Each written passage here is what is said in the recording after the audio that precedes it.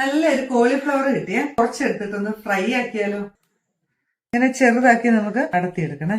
ഇത് നന്നായിട്ടൊന്ന് കഴുകണം. ഒരു പാത്രത്തിൽ കുറച്ച് വെള്ളം വെച്ചിട്ടുണ്ടായിരുന്നേ തിളയ്ക്കാന്. അതിലൊന്ന് ഇട്ടെടുക്കണം. മഞ്ഞൾപ്പൊടി. എന്നിട്ട് ഇത് തിളച്ചു കഴിഞ്ഞാൽ നമുക്ക് കുറച്ച് ഉപ്പിട്ട് കൊടുക്കണേ. ഇതിലേക്ക് ഇച്ചിരി ഉപ്പ് പിടിക്കാൻ വേണ്ടിട്ടാ